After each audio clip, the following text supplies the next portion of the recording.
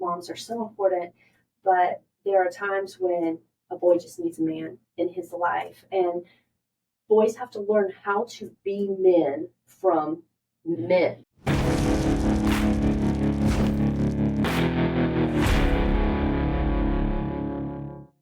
Men's Alliance is tribes across the nation that meet weekly for rugged outdoor workouts and real-world devotions around a fire. We are changing what Christian men's ministry in this country looks like. And when you're ready to challenge yourself physically and spiritually, join us at men'salliancetribe.com. Hey guys, excited about bringing you today's podcast. It's a little bit different from what we've typically done. It's one that you're going to want to share with your wife if you are raising boys. If you have a son, you're going to want to listen to this podcast and send it to your wife as well. We've got the author in the studio from Between Ball Games, and it's stories and wisdom on raising up and cheering on strong young men. The audio on this podcast gets a little bit squirrely. The audio is a little bit messed up at times, so it may sound a little bit different, but this message is so important. There was no way that we weren't going to publish it just because of some sound hiccups. So enjoy this podcast, share it with your wife. If you're raising a son, this podcast is for you. Hey, welcome to the Men's Alliance podcast. Today, my guest is Amy Bloye, and she is the author of Between Ball Games. And the subtitle is Stories and Wisdom on Raising Up and Cheering on Strong Young Men. It's full of humor, great stories, and a lot of wisdom on the fact that parenting is not about raising kids, it's about raising men. And with that in mind, Amy, welcome to the Men's Alliance podcast. Thank you so much. I'm super excited to be here today. And one more thing about Amy that you should know is that she is also my sister. Yep. So I have all the stories. She's got all stories. That's right. And so there are four of us, and Amy's the oldest, and I'm the youngest. And so, yeah. Amy is, Amy lives just outside of Atlanta, and her husband lead Westridge Church down there, just outside of Atlanta. So Amy's up visiting and wanted to grab her and do a podcast together today. So, Amy, again, welcome. And you've got so many great, crazy stories in here. And as I was reading through it, I was like, man, some of these are just so Men's Alliance. That's cool. And, so I wanted to tee you up to start us off about the ketchup bottle. Tell us what lesson we can learn about raising boys into strong men through your ketchup bottle story. Okay, I'll share that one. So, one of the chapters is called Jumbo Ketchup Bottles, and it's about letting your boys be warriors. And so I guess the whole idea behind it is that we're raising strong, capable men, right? We want to raise men who feel like they can do anything. And the story that came with that chapter was just one night when we were sitting at our dinner table, and our youngest, Zach, was probably, 4 or 5 years old. And we bought one of those huge ketchup bottles that you get at Sam's Club or Costco, and you save all the money, and they're the big value. They're huge, huge ketchup bottles. And he was like on his knees trying to pour ketchup on his burger. And I yelled to my husband, Brian, like, catch the bottle. Zach's going to spill the ketchup. And he was saying to me, nah, my boy's a warrior. He's fine. And I remember I remember so vividly saying, well, your little warrior's just getting ready to spill ketchup everywhere. And that night, I guess, just sort of started something for us. I felt slightly offended because I thought, I'm such a great mom. I'm doing the best I can. And at one point in that night, he said, you need to read Wild at Heart by John Eldridge. And it just stuck in my mind and made me think, okay, we want our boys to know that they can do stuff. They're capable of putting a big ketchup on their burger, and if it spills, it really doesn't matter, right? Some moms aren't even wanting their kids to carry their own McDonald's tray, and yet we have to build strong men that are capable and that actually think that they can do anything. Wow, I think that is such a great example because, I mean, I'm sure I must have messed up 10,000 ways like that, right? Raising my boys as well, because it's so easy to do as parents. Right. We're always like thinking the goal is don't spill the thing, don't drop the thing, don't break the thing. But if our boys get used to always getting rescued and mom will come help. Mom will help with the ketchup and the McDonald's tray, stuff like, man, a lifetime of that, years of that, that's going to get ingrained in them is I'm not capable. That's right. Yeah, I'm not capable. Somebody needs to come help me. And the thing I loved about the way you worded it in your book is we're raising warriors. And when you think of it in that way, like we're raising a warrior, suddenly you don't care about ketchup anymore. Right.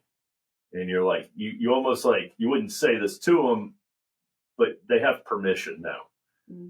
I would rather you spill ketchup and turn out as a warrior than be neat and tidy all the time with the ketchup. Right. And never, become a strong, independent man.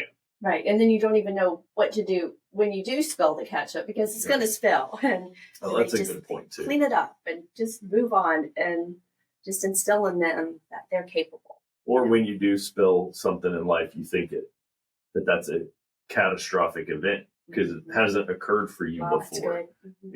Kind of normalize messing up a little bit and it being okay. Mm-hmm.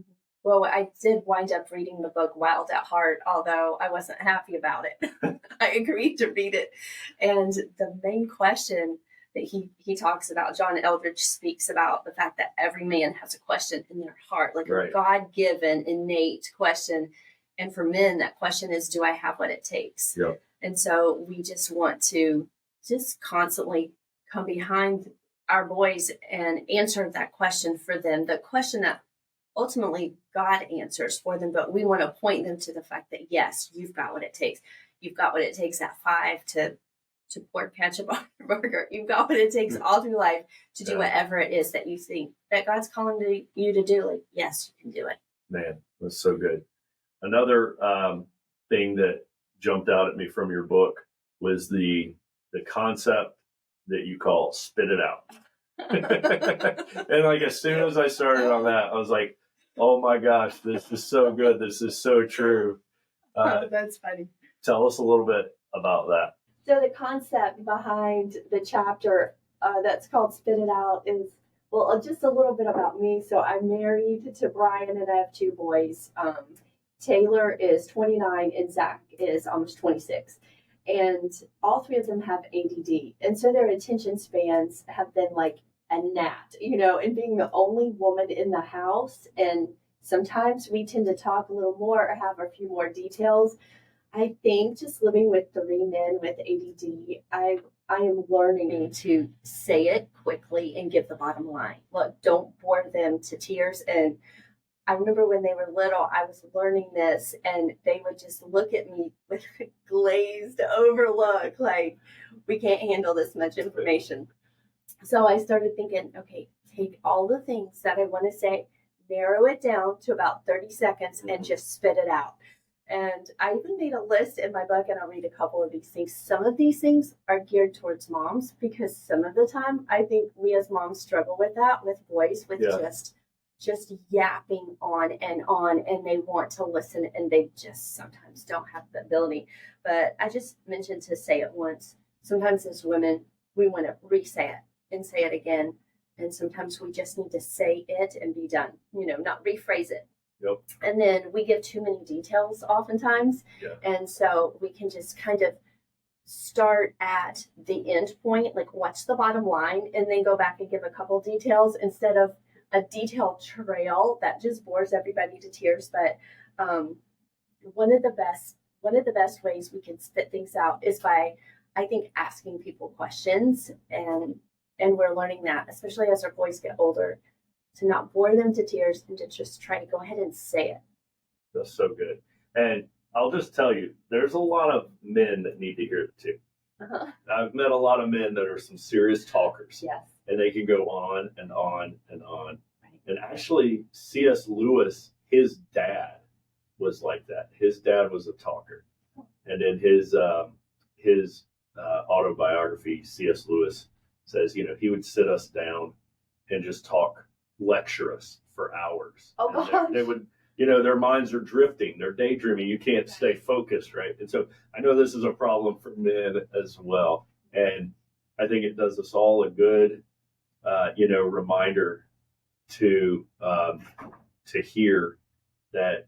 Give them the bottom line, right? And as parents, sometimes we have this whole lecture we want to give, this whole lesson we want to teach, but really just give them the main point. Right. Give it first, give it last, and don't give anything in the middle, right. Really. Right. Good. Okay. So so far we've got don't worry about the ketchup spill. You're raising a warrior. Yeah. And then spit it out, whatever it is you want to say. In military emails, I don't know if this exists in the business world, but in military emails, there was this acronym BLUF, which means bottom line up front. So like whatever your main point is, it should be the first sentence of the email. Yes. And then you can have some 3-page email supporting that, saying, here's why we came to this conclusion, and here's the other things we tried, and here they won't work. Yes, I like But that. like the recommendation, the point. Spit it out. Bottom line up front. Okay. You got this other chapter, and every single chapter, and there's a lot of them, lots of little short chapters, which is how I like books. Give me a lot of little reward milestones. And each chapter is its own story. So share with us the one about heroes and how that's important for raising young men. All right. Yeah, I like this chapter about heroes because we just look at men as such important role models for boys specifically, and moms are so important. But there are times when a boy just needs a man in his life, and boys have to learn how to be men from men. And it's just one of those things that you learn to be a man by just hanging out with strong men, and you become like that. It's almost contagious. It's something that a mom can't impart to a boy. That's right. Maleness happens, but manhood is taught. It's something that you learn from men. And so there's this guy that I quote in the book, and his name is Dr. Faulkner. He and his wife wrote this book, and it's called Raising Faithful Kids in a Fast-Paced World. I love that book. I was thinking about when he wrote that book, how fast-paced he felt like the world was. Gosh, it's way more fast-paced now, right? But they did a lot of studies of a lot of successful, like quote, successful families, successful in every area of life, and had amazing kids. And what did they do? Like, what was similar that all these families did? And one of the things that they found was that the dad spent time with the kids. He may not have been the greatest dad, the smartest dad. He didn't have everything together, but he hung out with the kids and he invested in them. And the quote that I used in this book was, "What every family craves from dad is his simple presence." And I think that's so important. Just that dad is a hero in the story because we just need him to be around. And then the boys learn how to be men by hanging out with dad. It kind of leads me into another chapter that I wrote called Dumb Men in Commercials. And I know you and I, we've talked about this before, but it seemed like, gosh, from the time I was growing up until now, like men have become more and more stupid in commercials. They just... And sitcoms. Yes. Yeah. Like you turn on TV and the dad doesn't have a clue. The kids have to come around. Mom has to show him, how to do simple tasks. And he's always like the bonehead in the family. And it just bothers me so much because the man is so valuable. And we've normalized in our culture the man being inept Right. and incompetent to the point where I think a lot of men in their small moments of ineptitude and incompetence, they feel like that's okay. Like, Mhm. that's all right. That's what's expected of me anyway, which is just horrific, right? We're not being called up to a higher standard. If anything, we're being given permission to lower the standard for ourselves. Mhm. And Or to be passive, even oh with the yeah, kids, like, oh, well, mom will take care of the kids, mm-hmm. But dad's presence is so big. The phrase "a man among men." That phrase is used um, as like the highest compliment that a man can receive. Right. To say, "Oh, he's a man among men." And you think about it, you're talking about it takes men to confer manhood. And even like our highest praise we can get as a man is to be told that we're a man among other men, right? There's this group tribe mentality that goes into the concept of what manhood is. It's almost like you can't achieve full highest manhood in isolation. Right. It literally, to reach the highest levels of manhood requires you to be surrounded by men. Yes, I love that. Well, which kind of brings us to talk about single moms who are just these amazing moms raising great kids. And so what do they do about that if there's not like the strong man in the house? And I would just encourage those women to get their boys around some strong men. If it's a coach or an uncle or, somebody at church or scouts, whatever that is, they can hang around strong, great men and they'll become a great man just by being around great men. That's right. If there's not a biological dad in the picture, it's okay. There are other things you can find, right? We have guys in Men's Alliance that pick up another teenage guy and bring him, and we have single moms that drop off their teenage son at Men's Alliance because they recognize I've got to get my teenage son around strong Christian men, at least for this 1 hour a week, right? So I think, it's not to say, oh, if you're a single mom, you're screwed, right? No, it just means you got to go find it. You got to go be aware of it. Be aware. Yeah, be intentional and get your son around some positive male role model that can confer manhood on him. Even like our culture in schools, it's almost like little boys should act like little girls and sit perfectly quiet in a little row, and do worksheets. Yeah. And boys aren't even created that way. Like they're created to run and be crazy. And not all boys are outwardly so wild and crazy. Some are calmer and they, maybe they're not out hunting and fishing and they would rather work on a computer, but their hearts are made to be wild. Mm-hmm. They're made to be wild men, and they're learning by a culture that they're supposed to act like girls. And we have to correct that. We just have to jump in and give them permission to be these wild, crazy little boys. Yeah. That's one of the things that we've talked about a lot on this podcast. I'm very passionate about, right? Is, the way the school systems are completely broken and they treat boys like broken girls. They're like, what's wrong with you? Sit still and be quiet. He was designed to climb mountains and slay dragons, right? And so you're asking, the eagle to swim, right? It's like, well, that's not how he was designed. And we just recently, we did a podcast with Erica Komisar, who studied like neurobiology on babies and children and then adolescents. And if you guys are listening to this and you haven't heard it, go back and listen to that one, because she actually explains like there are biological repercussions in brain development for there not being a dad there playing roughhousing spending time, Yeah. a dad or another male figure in their life, that when those things happen with 2 and 3 and 4 and 5-year-olds, there's chemicals being released that help the brain to develop. And that's not surprising. I mean, Yeah. like, we almost innately know this is healthy, this is good, and this needs to happen.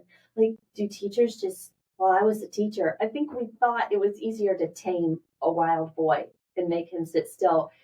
And I remember teachers taking away recess, like, you guys are bad, you lose your recess. And I remember thinking, oh my gosh, recess is your friend. Those boys need to run and play and go crazy during recess so that they even have the ability to pay attention. Yeah, we're taking away the recess just made it worse. They should say, you guys are being terrible today, we're doubling your recess. For the sake of all the teachers, there's nobody else. Yeah, and I remember having a parent-teacher conference with one of our boys' schools, and they had every teacher there. So we sat down at the table, that's not a good sign. And it was every one of his teachers, and they were all talking about how awesome he was and how much they all loved him and how he was so great and kind and respectful and helpful. But he wouldn't sit still and he wouldn't be quiet, and he's constantly up running around the classroom. Yeah.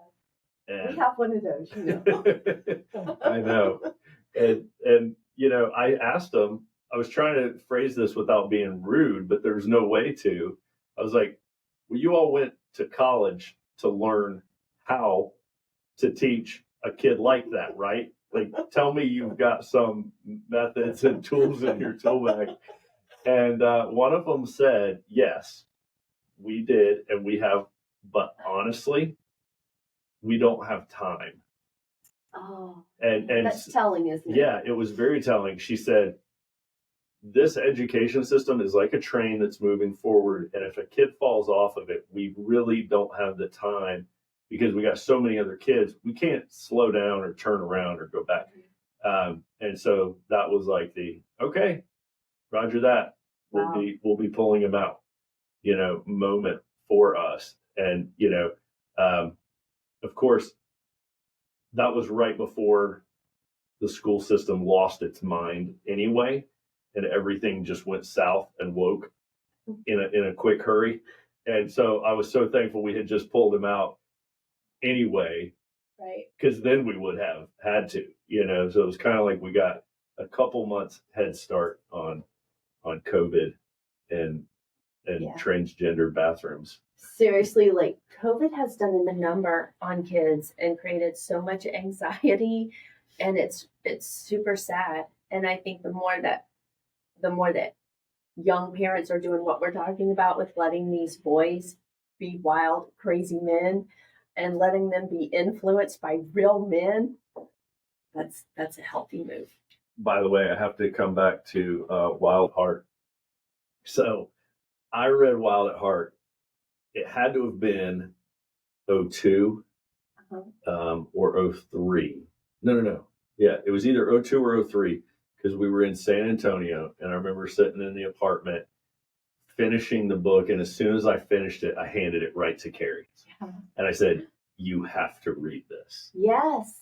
And it's an old book now, over 25-ish years ago it came out. But, for those of you listening to this, if you haven't read Wild at Heart, you got to back way up, and you must read that. And your wife must read it as well. It's a game changer book for understanding the heart of a man. Yes, and what's going on in there. So I wanted to say that me and Carrie both read that. And then also the other book you mentioned, Raising Faithful Kids in a Fast-Paced World. I remember you or Brian, one of y'all recommended that book 20 some years ago to us. And I think I read it twice a long, long time ago. And we've recommended that book to so many people. That's cool. That's literally the best parenting book I've ever read.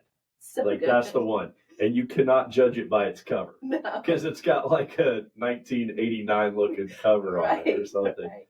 It's pretty bad, but man, is it full of solid gold. So we will link that in the show notes. Yeah. That's a great book. And, just to throw this in there, I didn't know about the heart of a man. So Wild at Heart was so informing for me. Then his wife Stacy wrote a book about the heart of a woman, and it's called Captivating. And I thought, well, I don't really need this because I know about my own heart. I was quite surprised that I did not. And that book was just as informing about girls, that girls also have a question, and it's, am I beautiful? Like, am I beautiful inside and out? And John and Stacey Eldridge are quite a team. They both wrote some impacting books. Yeah, absolutely. All right, so you've got this other awesome concept in your book, Between Ball Games, about sliding down a banister. Tell us why is that an important thing to let your kids slide down the banister? Yeah, so we built our church building with a huge staircase, and it had a banister. And I just remember when the church first opened, our kids were, sliding down the banisters. And of course, what I'm going to say is, stop, don't slide down the banisters. We don't want all the kids sliding down. And when everybody left and it was just us, because my husband was the pastor, or we were closing up things, there were just a few people around, I let our son Zach just slide down as much as he wanted to. I thought, he'd just get it all out and slide down all the banisters. We don't even care. And I remember saying to him, he said to me, well, we don't care what people think, do we, Mom? And I thought, oh my gosh, he's obviously heard that from me. What do I even mean by we don't care what people think? And so I think in parenting, you just have to realize that you know your kids, that God has given you so many wisdom about the kids that he's given you to raise. And you can't worry about what everybody else thinks all the time. You just have to do what you know is right. So I kind of wrote this down, like, what do I mean by that? And I wrote, we love people and we serve people, but when we're doing what God has called us to do, if that's in your occupation or raising kids, then we don't have to look to other people for approval. And so I wanted to instill that in my boys. If we just walk around wondering if we can please everybody all the time, what does everybody think about us? I feel like it makes us weak. We just want to go, what is it we're supposed to be doing? Let's do that and quit worrying about what everybody thinks about it. I've seen so many parents care so much about what their kids look like. And this is something that didn't really exist, at least not in our family. Maybe there were some families, but it seems like families care more about how their kids look now than they did in the 80s. Yeah, social media comparison is... They're yelling at their kids if they get their shoes dirty or their hair messed up or a stain on their shirt, because it's like they're trying to, every time they leave the house as a family, they're trying to have these little, child models. Yeah.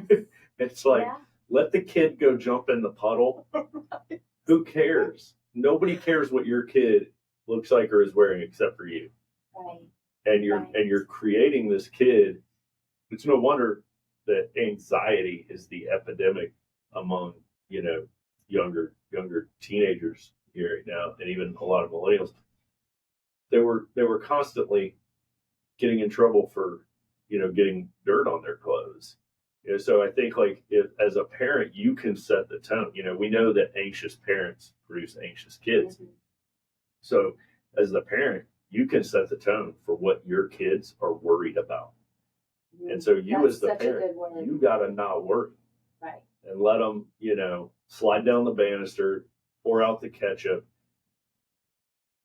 One of the big things that I take away from your book that's kind of just like an overall theme here is keep the long view in mind, right? Stop worrying about your kid, how your kid performs at age 8 and 9 and 10.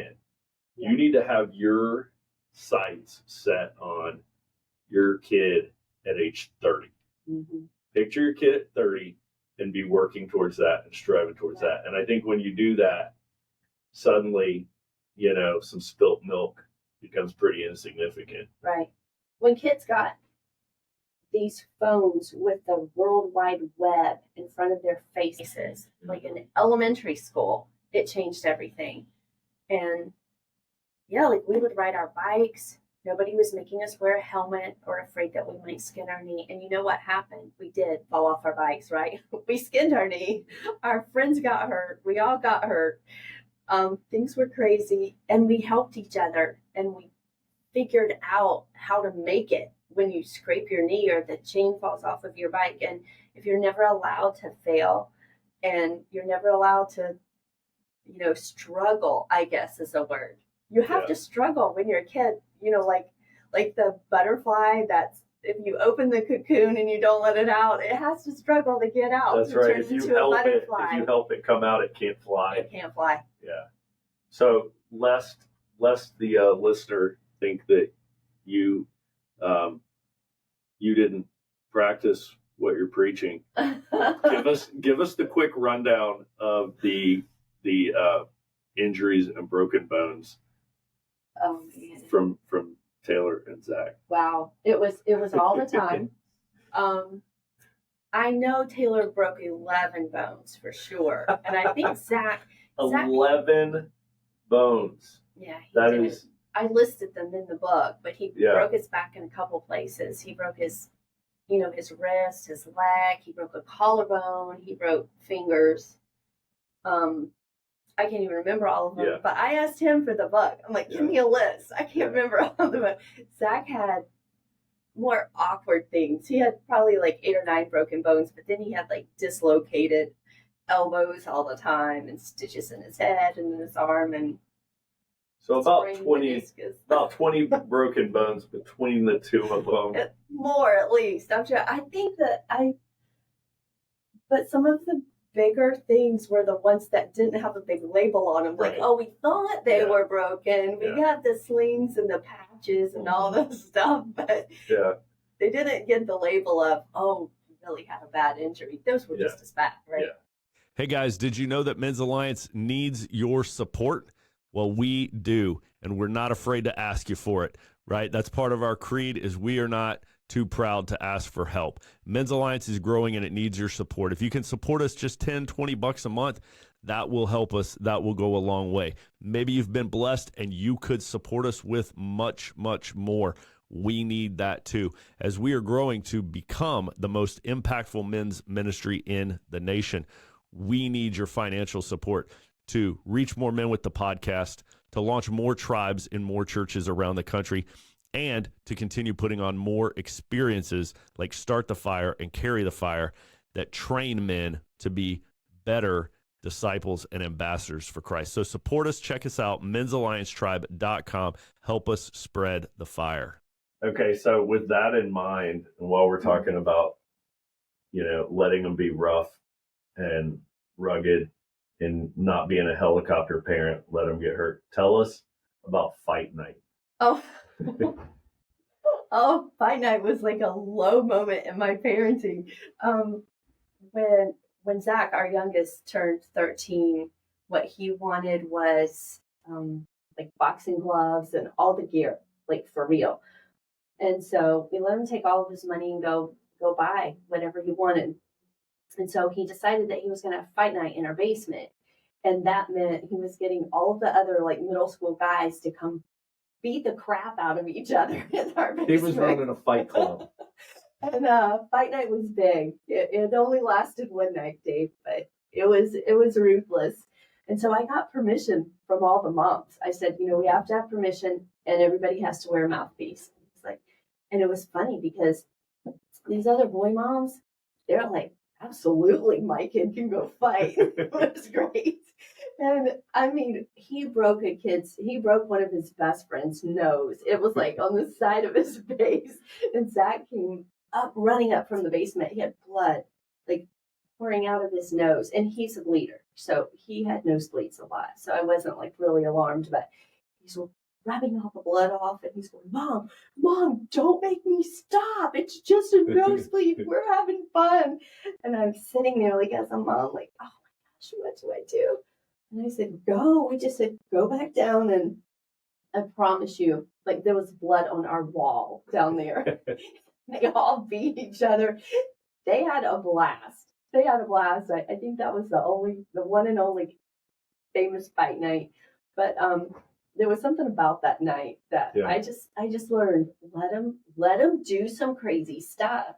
Like you're talking about the moms and the dads who don't want their kid to get their tennis shoes messed up. I think the reason for that is because we're scared of what people will think about us. Mm-hmm. You know, That's right. like, oh, maybe I won't look as good if my kid doesn't sit up straight and look right and act right. Yeah, I guess you just have to do what's best for your kid at We the don't time. care what people think about us, do we? We try not to. That's awesome. The last one from the book that I wanted to make sure we hit on is the not works but grace section. Yeah. Tell us about that. That's a phrase we used growing up a lot. We heard that a lot, didn't we? Growing up. I guess by that, I'm just really talking in that chapter about talking to your son about God and then talking to God about your son. I love that. And I think one of the biggest things for us as we're raising our boys, a word that's just like been a big deal to me is naturally occurring. Like we grew up hearing about God all the time, going to church all the time. We have amazing parents. And I didn't want to like push God down the throat of my kids, you know? But I wanted to intentionally teach them a few things. So Brian and I decided, how can we do this? And we decided that naturally occurring ways might be best rather than sit down, let me teach you a lesson. You know, we just want to take life and hear about their life and then point them to God in that, like building a fire, just talking what's going on in your life. And then as we are good listeners or try to be good listeners, then we can just point them to truth. Do you know what I'm saying? More than like a formal lesson. We tried to do these formal devotions and I was so bad. Like literally my kids are hanging upside down off the couch, like punching each other. And we're trying to read the Bible. It was terrible. And I just compared to myself to mom, you know, who had little charts and everything was like perfect. And we would sing a little song. And one time I tried to sing a little song with them. And even Brian looked at me and they said, are you kidding? No, we're not singing a little song. So we just decided that teaching our boys about God would be better if it was naturally occurring and that we would intentionally pray for opportunities and then have an answer ready. You know, like, okay, we're going to pray for opportunities. And when naturally talking about life and what happened in your day or, you know, what you're struggling with, that we would just point them to some truths. So Brian and I kind of decided, well, what are those truths? What do we want them to know when they leave our house, when they're grown and when they're struggling or, you know, everybody's going to go through difficulties, right? And we decided that we would want them to know that God loves them, that he keeps his promises, that he will never leave them, and that everything they need, they can find in Christ. And so we just tried to weave those 4 truths throughout their lifetime, you know, and point them to those truths. He'll never leave you. He keeps his promises. Like you're fully loved. And everything that you need in your life, you find in Christ. And so I guess I just encourage the listeners, like if you don't have to be some Bible scholar to point your kid to God. You just pray and say, God, how do I point my kid to you? Like in regular conversation, naturally occurring ways, and think of the truths that you want them to know and just incorporate that in your life and in conversation. I like your 4 things, how they're very simple, right? They're not like deep theological, you know, bullets of doctrine. They're just concepts, right? And they seem like the big picture. Right? Like you're not concerned with them knowing the 66 books of the Bible. I didn't hear that. That was not one of your 4, right? But it's more about understanding it in your heart. And so I think like when I hear you say those 4, I think that sounds very doable, right? I'm like, okay, yeah, we can do that. That's a doable thing. Because those are the things I want to keep telling myself over and over, you know, because I need to hear those things. Kind of made them like a mantra, you know. So I know you told us their ages at the beginning, but tell us now, okay? You did everything this way in parenting. You let them spill the ketchup. You let them slide down the banister. You let them have fight night. You got 20 broken bones. So you did all this. How did they turn out? Gosh, Where are they now? What are they doing? And start there. And then would you change anything if you could? Well, that's a good question. About how you parented? Well, they're great men, and it's totally by the grace of God. And I know that because we did not have a clue. Both of my boys are very strong-willed, and we just didn't have a clue, and we were failing, as parents.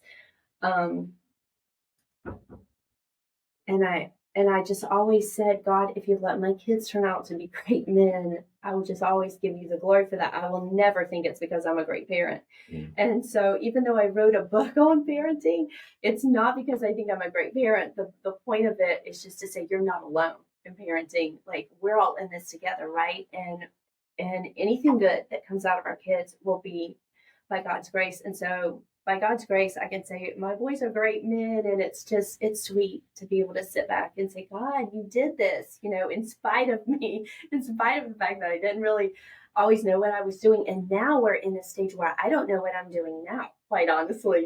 They're both married. They have these amazing wives, and I've entered into this new phase of life. Like, I've never done this before, right?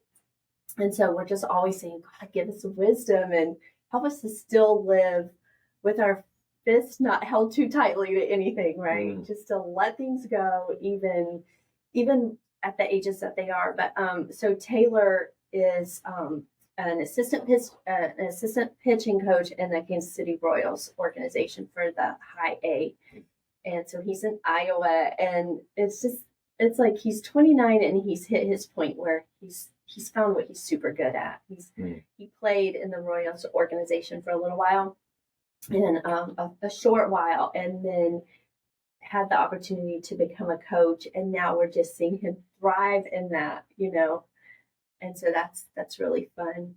And then Zach is recently, he moved home, and he and his wife, it's just so sweet to have them in our town, but he is our high school student pastor at our church, and so we're getting to hear him speak a little and watch him lead, and that's so fun too. We're just so awesome. Grateful and so proud.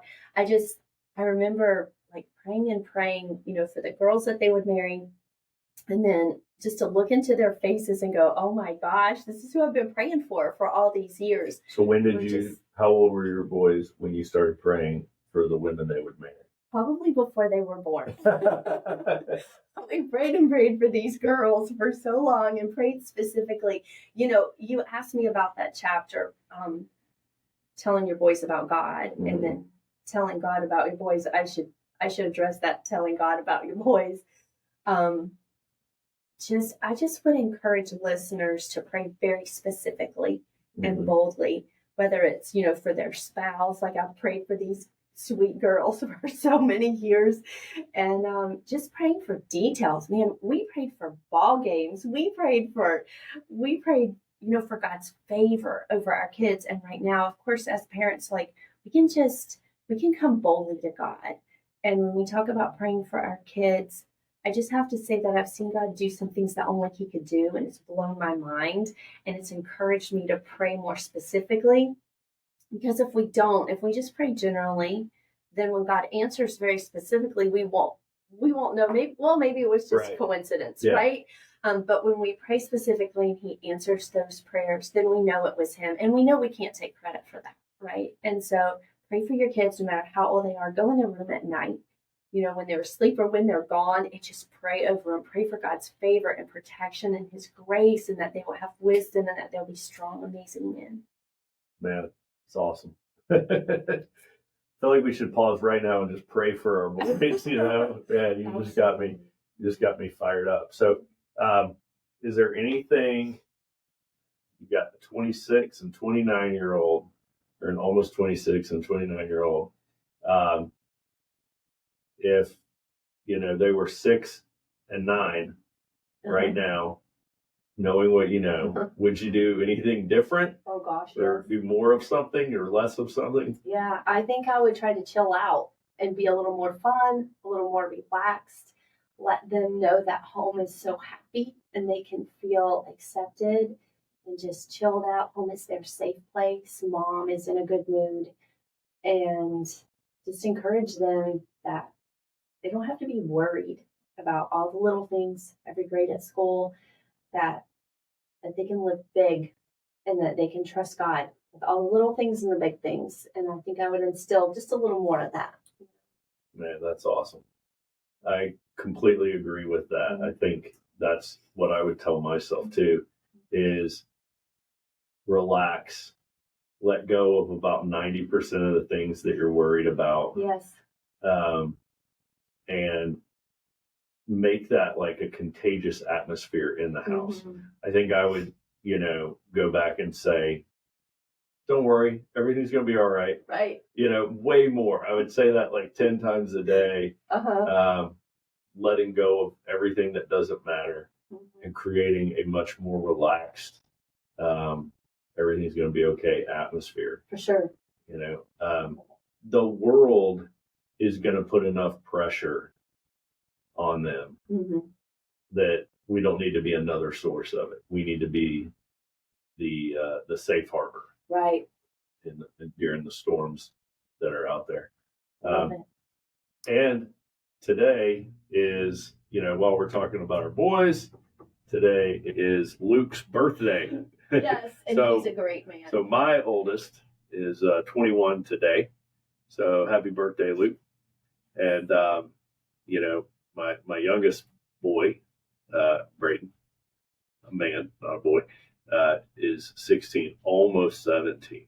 So, being a couple years behind your boys, but we're the two in the family that have two boys. It's always been fun learning from you and Brian and getting book recommendations from you and Brian. I actually got the recommendation for Raising a Modern Day Knight from Brian. Okay, I remember him reading that and doing that with Taylor and Zach. And then, Darren got the book and did it with Jesse. And then I got the book and did it with Luke and Braden. Cool. So you think about kind of how that's gone. And then I've recommended that book to 1 million people. So, I can just tell the listeners that Amy definitely knows what she's talking about, because Taylor and Zach are amazing. They're just, phenomenal men. They have a very good dad. And a great uncle. Absolutely. But man, this was fun, Amy. This was fun. I'm glad you got to come visit the Men's Alliance headquarters. It's awesome. This has been great. And I'm glad we could talk about your book here between ball games. I love the artwork too. It looks very Norman Rockwell. It does. Awesome. All right. Any parting thoughts or comments on raising men? Oh my gosh. I guess have fun, right? Have fun parenting and raising them. And if we trust God, like we say we do, then we can trust that He's doing the work in the lives of our boys. We can let go and just go, He's working. He's writing a beautiful story with their life. Awesome. I love it. All right, guys, go get a copy of this book, read it, give it to your wife. Make sure you've read Wild at Heart. Check out Raising Faithful Kids in a Fast-Paced World. Amy, you said something, you were like, I still, this new stage that you're in, you don't know what you're doing in this new stage. And that's true for all of us in every single stage, exactly. Right? So I'm 45, but that doesn't mean I have any experience because this is my first time being 45. I've only been 45 for a couple months. And even if you're 60, it's your first time being 60. So in every stage that we're in, we're rookies at that stage, right? And you only learn things when it's too late at the end of your life. If you had a second lap, then you would have some experience and wisdom, but we've only got this one run. So I feel like the only chance we have at doing really well is by listening to the people who have already done it, right? We've got to put ourselves where they are, put ourselves around them, ask them good questions, learn from their wisdom, and read books, right? So that's the only way, or the best way, that we as humans can pass on wisdom from the people that have already gone around this track once and learned some valuable lessons, and then they wrote it down and they handed it to us.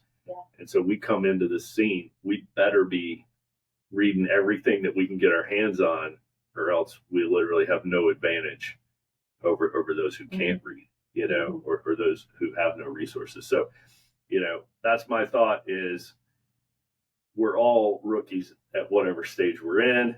So pick up a book, because that's the only way you're going to avoid the mistakes that other people made.